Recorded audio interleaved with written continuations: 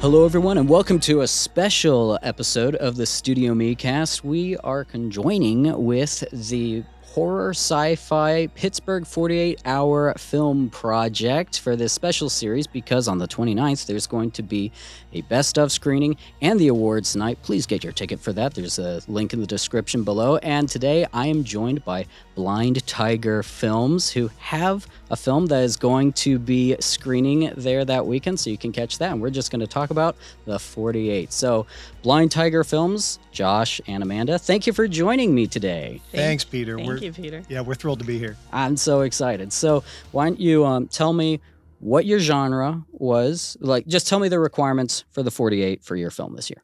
Sure. So the genre that we got was classic monster creature feature. There was also a sci-fi option, but we didn't use that one. Mm-hmm. It was it was scientific romance, I think. That's right. We thought we kind of bordered close to that, but we stepped back and decided to just focus on the classic monster creature feature. Yeah, that's right. Yeah. And so there are other elements, as you know, that we had to include. There was a prop, an adhesive bandage right. because of copyright reasons or trademark or something. Wink. You can't say the proper name Frisbee, for it. Kleenex. Yeah. Yeah, exactly. Yeah. Fantastic. The character was Sean or Shonda Taker, who was a skater. Mhm. And then the line of dialogue, I learned the secret long ago. That's right. I learned the secret long ago. Mhm. Very spooky and sci-fi-esque, perhaps. So, well, wonderful. Well, let's also start now then into what were your roles on the team Blind Tiger Films? Okay. Sure. Well, so one of the things that I think really distinguishes our team is just how much of a collaborative effort it is. It really is just a group of friends that come together to do this sort of thing. These are some of my closest friends, and we've just developed this over the course of several years. And you do find that people, tend to fall into certain roles. I'm probably the one with the longest experience filmmaking, so I tend to do the cinematography. I tend to do the directing, although really that's more of a collaborative effort, I would say, because it's open season. It's everybody is able to kind of, offer their piece and help improve the scene. Mhm. I do the editing. Amanda did the writing, Mhm. which again is, she did the primary, the script writing, but it's a collaborative sort of generation type process. Our team just really all pitches in. How many people about are on your team? So this time I think we had 7. It's Sounds right. It's a fairly small number. I'd say we range every year from between 6 and probably 10 at the most. I don't know if we've made it to 10, but it's fairly smaller number. And between those people, we do it all. And, we're friends outside of this. It's just sort of, an extension of that relationship, which is cool. That's really great. Yeah. And on top of that, though, you both have other pun time roles in the film. So why don't you talk a little bit about that? Well, as so well? I'll go first Yeah. because I'm less important. So we'll save. I don't know. You frame the movie, I think. There was some heavy Rocky Horror Picture Show influences with my role, but I think we called it the criminologist, although I have there's no indication that that's the case, of course. But this is by far the most I've ever really been in front of the camera. I tend to do the really? cameos. Yeah.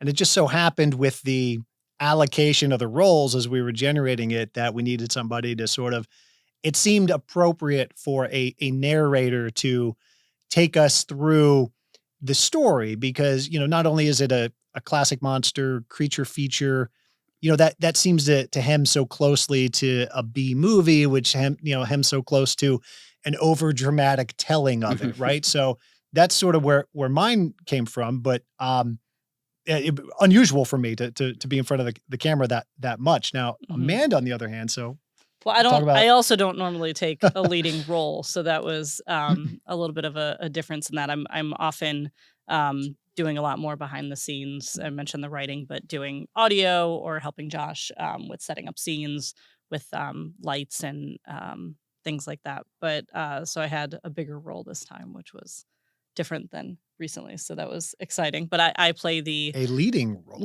role. of Shonda. So I play the required character, Shonda Taker. That's fantastic. A high school aspiring ice skater, figure skater. A bunch of different teams interpreted the skater role in a lot of different ways. Yes. You went with ice skating, which I thought was very fun. And you incorporated the ice skates into an exciting element in the story. So go to the screening, guys. But yeah, it's I really like how, like, the second you came on screen, Josh, I knew immediately. I'm like, this is gonna be one of those Vincent Price kind of, spooky storyteller. And I love it. Thank you. Yeah. It's funny. I go back and forth with a few of the teammates who were really happy with that performance. I suppose, and what I'm telling them is, and I mean this, guys. That's the one note, right? It's not like that wasn't my.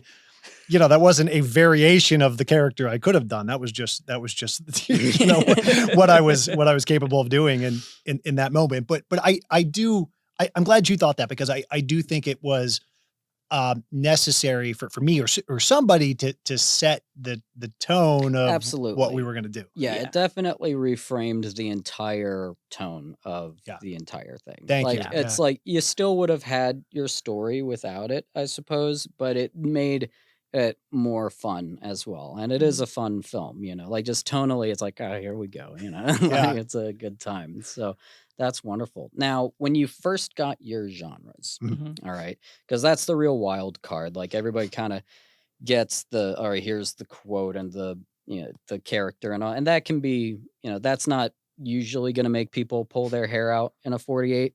All right, when you got your genres, did you know immediately which genre you were going to go to as a team? Like during the writing, was there some push and pull on like doing the scientific romance? Like what was that like? I think we definitely were pulled more towards the classic monster creature feature first. I don't know that romance ever had much of a hold of our team. And I think it was just, it's a fun idea to kind of do in like an older time kind of movie. This was the first time we did one that was set like in a specific time period, which was really cool to do. I liked that a lot. But did you use, I thought I saw some old cars in the background there, and I have some theories. Tell me about that. I'd like to hear the theory first, maybe. Autofill generate, Photoshop. Correct. So yeah, there we go. Nice. Yeah, because you can tell. I mean, the lighting isn't quite right. So, I thought it was a very good use of that technique. Thank you. I mean, I have, and we as a team have wrestled with the use of AI in these things. I mean, we want, obviously, I assume we speak for the majority. We want this to still be a human level thing, right? So, there's been some concern, I guess, with like how far this technology can really take us. But what we realized, and I started doing some, I don't know if I started doing the research, but I just happened upon, you see a YouTube video that has a new kind of method, and you happen to click on it, and then all of a sudden you go down the rabbit hole on it.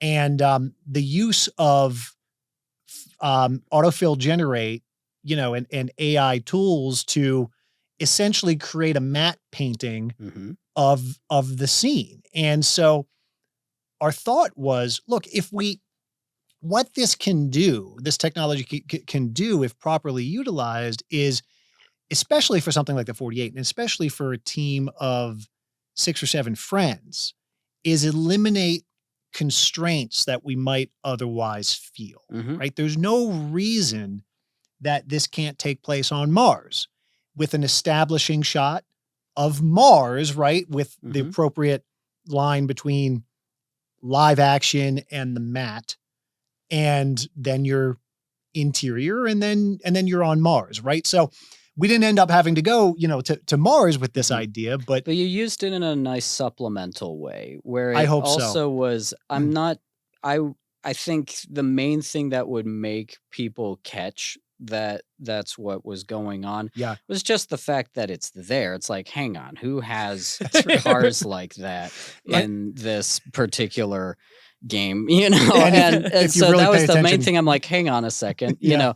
And then I was like, okay, I think that's what that is. I enjoyed that quite a bit because I don't want to talk too long about AI just because it's I want to keep it on you guys. But like we've even brought AI into some of our studio spaces here because AI is coming and you can't stop it or you're not going to anyway. If you could, whatever people like, I suppose you could go all, you know, Terminator, Sarah Connor, whatever. But point is it's coming, but it doesn't have to be a bad thing. Right. It's like what I think is very good is for filmmakers to get their hands on this stuff so that they can help define how it's going to be used. Because just because we have the ability to destroy ourselves doesn't mean that we have yet. Yeah. And with 6 AI, Terminator movies by now really proved that point. Right. It's like for any type of technology, there's always, you know, some people who are nervous about it in some way, but it can still be a good thing. Yeah. And I think that, in fact, the 48 in general, I had an interview with Mark Rupert, who started the 48. He is the founder. He's still doing it. Wow. And he told me that they are doing an AI 48-hour film project. And so, because he's of the same philosophy of we got to learn how to use this stuff and kind of figure out how it's going to be used as well. But the warning there was he said a lot of people wanted to use it like ChatGPT. Oh, we'll have it write our script for us. But then they corrected his grammar for the required line and accidentally did the line wrong and were disqualified, which is no one ever wants that to happen, of course, you know, but it was like, every story of AI is still a warning, you know, but I really liked the way you did it. So you knew which genre you wanted to go with.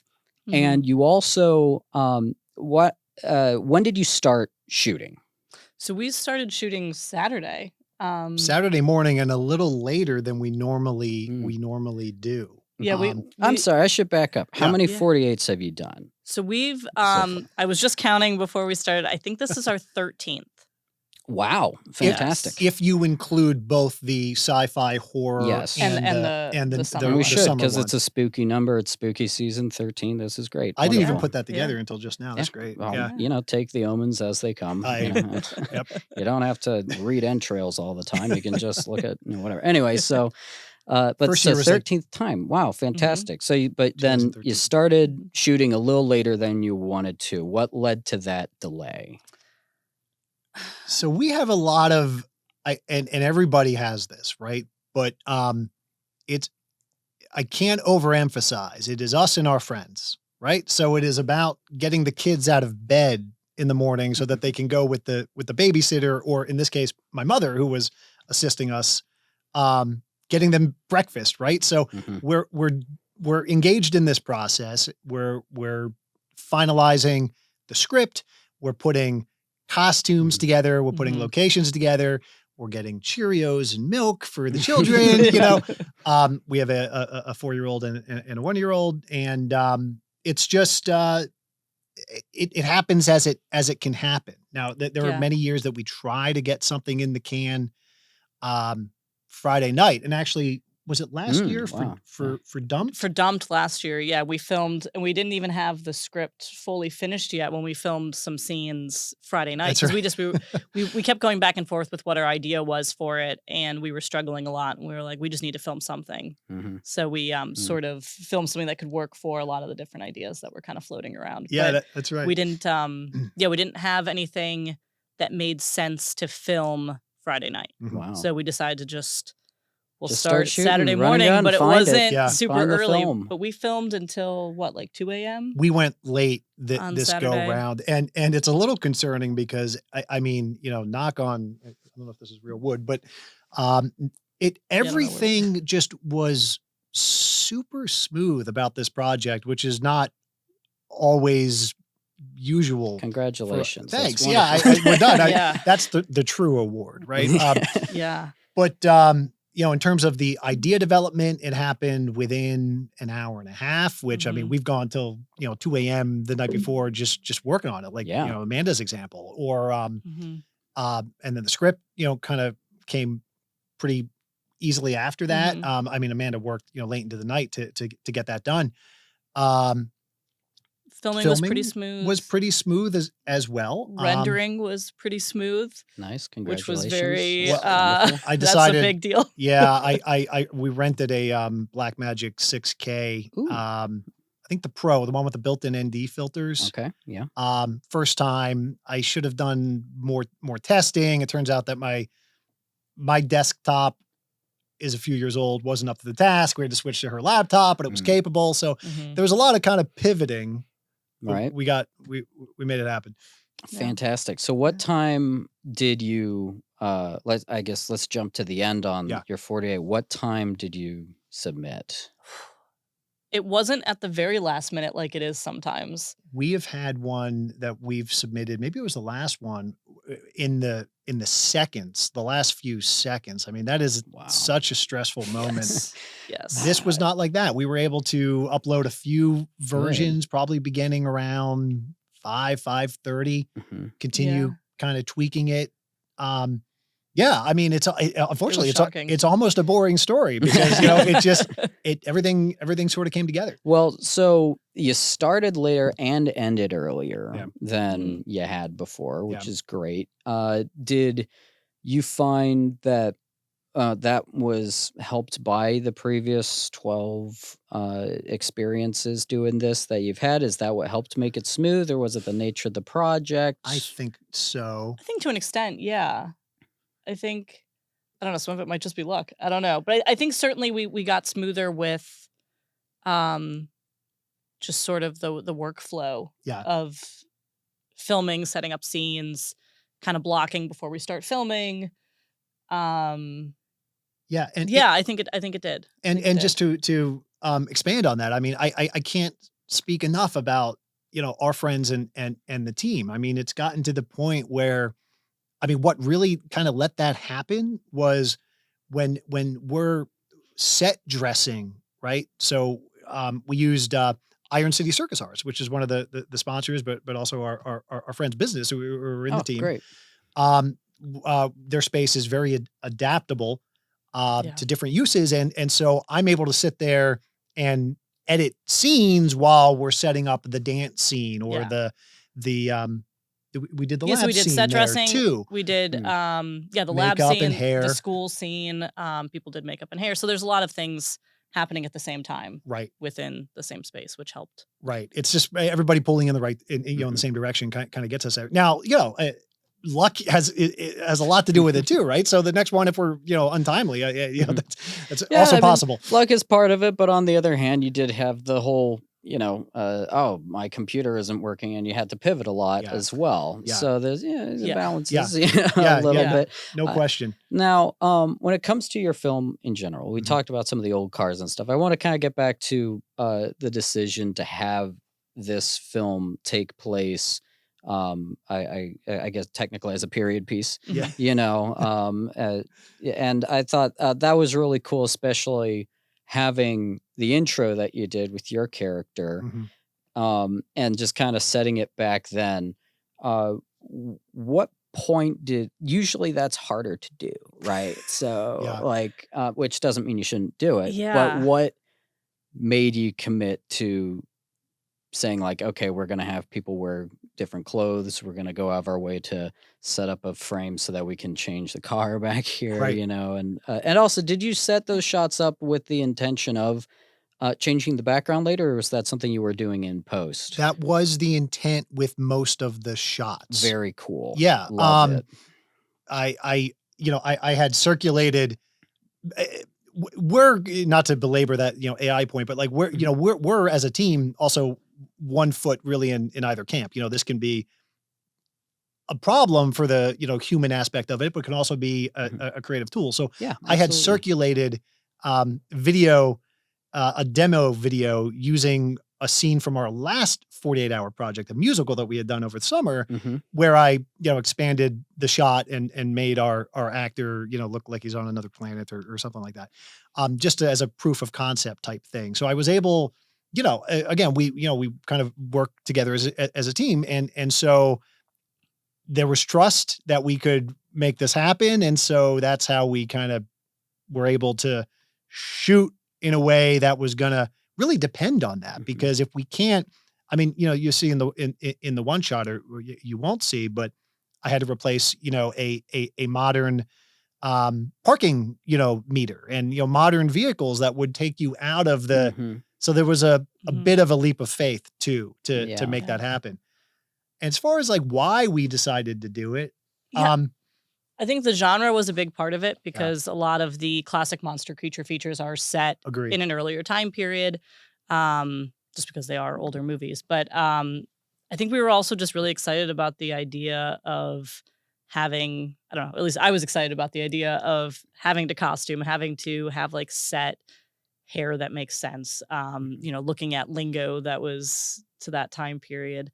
And I think it kind of goes along with the 48, where when you give yourself more constraints, you can get a bit more creative within those constraints. Puts a pressure for direction. Yeah. So I think that kind of helped direct a lot of what the characters were like and things, where we might not have necessarily had the greasers and the jocks and the nerds if we weren't doing a 1950s piece. I don't know. But I think that helped a lot, and it was fun to do. Yeah, and that's, to me too, a reason in addition to that as well. So much of the fun, I think we're film fans too, like first and foremost. So much of the fun of doing this, at least for me anyway, is evoking purposefully those genres and tropes really that we just find funny, or entertaining in some way. So if you're going to tell a story of, spoilers or what have you, but, a fatal, interference in this, young love and then the tragedy that unfolds after that, something just feels right about, because of the genre, making it the B movie and then going from there, like expanding on it. So much of our kind of creative process is, well, how do we emphasize this tone in some way? And sometimes it's as simple as just the setting of it. Something feels more evocative of that idea that we're trying to get across, of just setting this in the innocent 1950s, right? In quotes, than anything else. Yeah, it definitely sets people up to understand how to interact with the film in a lot of ways. I think so. I thought it was a cool decision, and I liked it. You don't see it a whole lot. And I'm really glad you committed to it and that we get to see it. Yeah, thank you. We're happy with it. It was really fun. Absolutely. It was a whole team effort with it. So it was because it wasn't just the AI, but like it wasn't just the backdrops you were doing, but like you said, like the writing, the clothing, the hair, all that. So you had a whole lot of elements, and also just what your genre is. There's a whole lot of things playing into, the entire concept of the film, which I thought was really cool. We had a lot of people sitting around looking up expressions, period appropriate expressions, just to help, the realism to the extent that you could call it that. Well, that's great. So now I understand that you're nominated for a role, correct? Awesome. So that's fun to look forward to, see that. And real quick, do you have other nominations as well? We do. All right, fantastic. Why don't you talk about that real quick? Well, so we have a few exciting ones. Yeah, I did write them down. Oh, I mean, we don't need to write down this first one. We are nominated for Best Film. Woohoo! Yeah, nice. And we saw some great films. We only made one of the 4-year-old and a 1-year-old. Our time is a little limited, but we only made one of the screening groups. Looking forward to seeing, everything else that is going to show the best of. But I mean, just, amazing work. And we're constantly impressed with what the community can put out there. So, we're beyond honored, right? Yeah. But we are nominated for Best Film.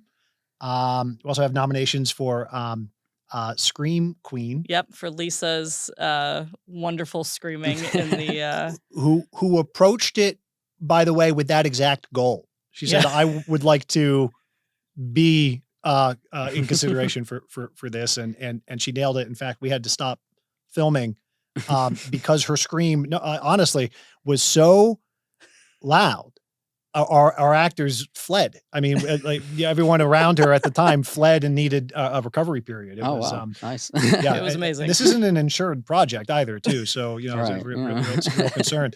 I think everybody has recovered. But yeah.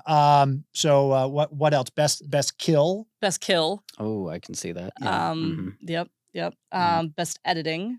Yes. I wanted to jump in on that real quick. I Yeah, sure. enjoyed a lot of the editing in this film, especially there's a transition where it goes from skating to bells, you know, and I Yeah. loved that. It was Thank just you. wonderful timing and just like the humor of it, the complete. I was like, they're getting nominated. Thank you. I was like, yeah, that's there it is, you know. So I love every part of my role in the project, but I love the editing. I really do. And I knew it's timing is everything, right? So I knew that I had gotten that transition right when without the bell, without the audio, without the scream, it was still funny to just watch it and you're like, okay, yeah, that's good.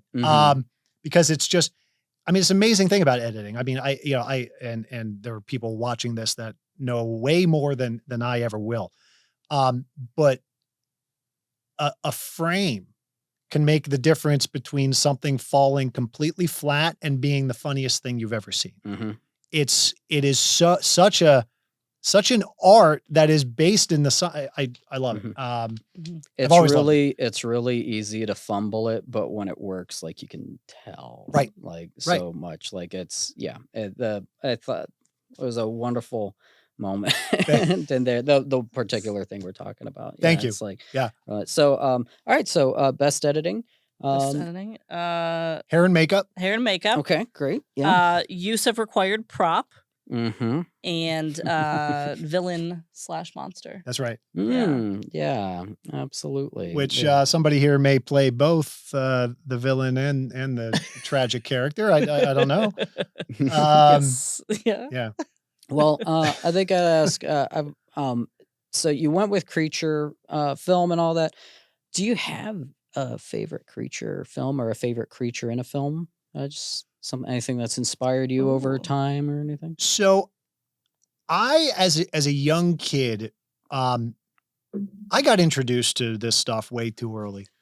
Thanks, Mom. No, I mean it. Thank you. Cause it was impactful. So I used to watch all of the old Universal monster movies. We had a set of the VHS tapes, The Invisible Man, the werewolf, Frankenstein, obviously, and all of the variations. He had a large family. But I would say that the one that always stood out to me the most was Creature from the Black Lagoon. I was hoping you'd say that. I really like that movie quite a bit. There's, sorry to cut in there, but I agree. Yeah. So how come? I mean, that's a good question. It's almost there.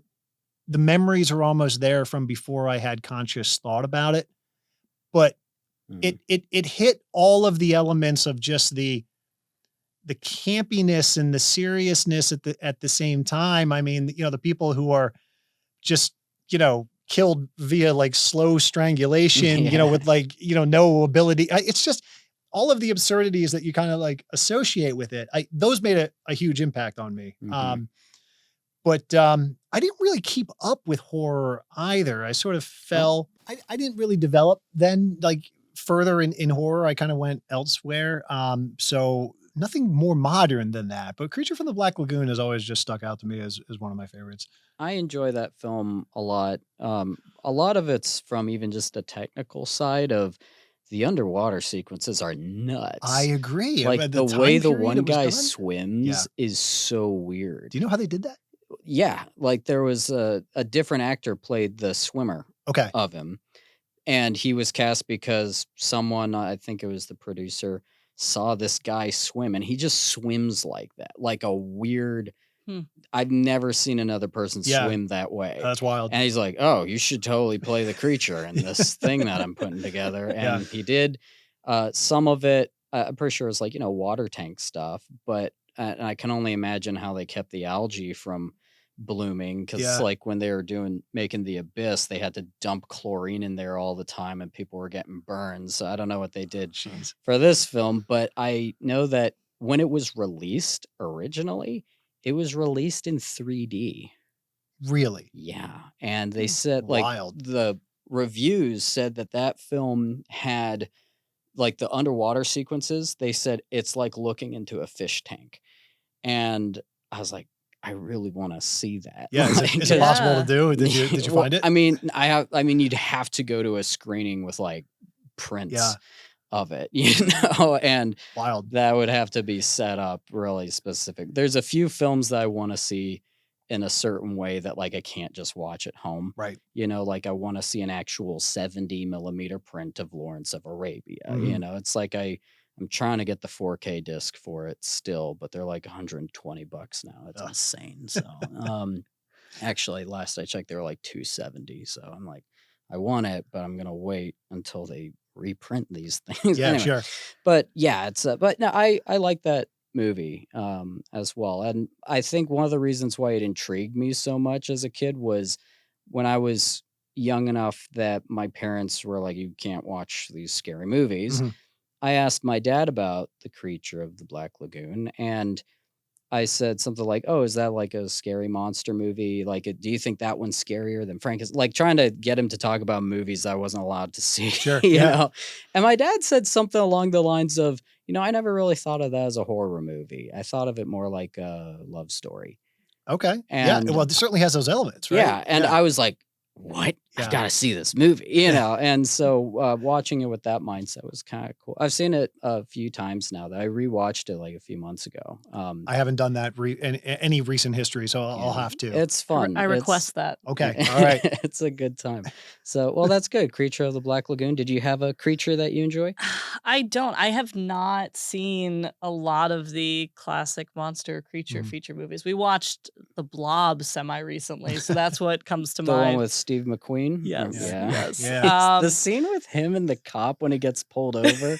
My wife showed me this film and he's just like, "Oh, I don't know." And I'm like, "What is he doing?" And like, what is he trying to what I did not understand what was Yeah. going on there, Yeah. but it's it's like I think that was partially in my head though, in terms of trying to set it in a specific time period. Yeah.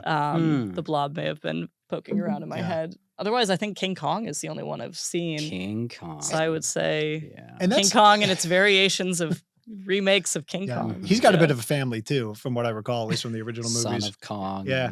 Mm. Maybe that's where it ends. I don't know. Maybe. I don't know. But one of the things that I think we do so well as a team, and again, is just that expansion on tropes. So like, what's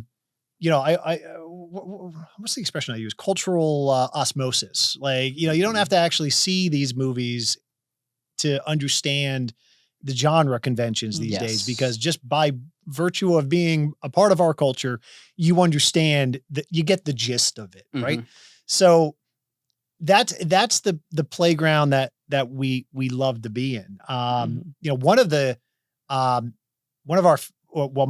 of my favorite films that we've done was actually done in 2016 called Melting Point, another 48-hour film project, and the whole idea was a Rocky style, like Cold War era. Our genre was war. Genre was war movie, and it was a Cold War era type American hero type thing, or play on that. I haven't seen all the Rocky movies. I haven't seen all the Rambo movies, right? But just by virtue of existing, I understand what the tropes are, and I think it's still my favorite. I love that one. We've done some great stuff, I think, since then, but just playing in those tropes is just where I want to be. Oh, and also that one included a shot for shot, or as close as I could get to it, remake of Sarah Connor's dream sequence from Terminator 2. Oh, nice. Oh, that sounds exciting. Yeah, wonderful. Just paying homage wherever we can. Awesome. Well, the one thing that I think I'll be asking everybody on this series here is something that I've experienced with the 48, and pretty much everybody I know has, is whether you realize at the end of the 48 hours or not, sometimes it takes a few days before, from reflection and all that, but every single time you learn something, or you become a better filmmaker or whatever. You get that experience. Is there any particular experience or lesson or anything that made that you got at this time that was special? What do you think? I'm trying to think. I don't know.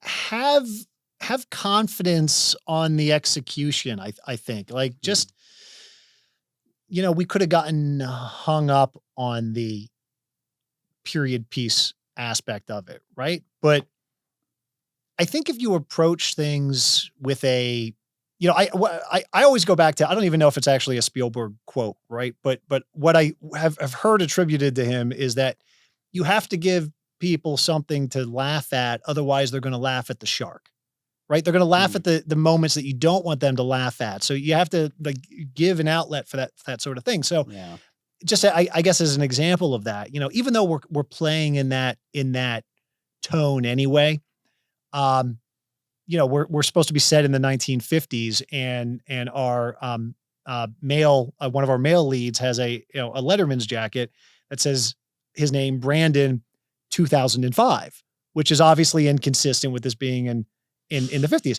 I said, well, if it comes up and we need dialogue, then, first of all, we had to name him Brandon because of that. But then, okay, 2005 was your passing yards as a football star, that year, just whatever, I'm not much of a football fan, so I had to ask my friends if that was a reasonable or not reasonable amount of passing yards. But I guess the point being, like, you can do it, and this just kind of, I think we knew that, but this confirms it, use the tools available and just kind of execute on whatever the vision is, and it'll come together. Right. Yeah. So I think that's my takeaway.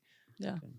Would you go with that, Amanda? I would go with that. Yeah. I think we, have, with each 48 that we've done, gotten more adaptable in terms of kind of figuring out those things. And I think a lot of that is just having more confidence in ourselves as our team, and everybody just is awesome, and just really makes it so much fun. And I think that as we all become more confident in ourselves, we just keep doing better.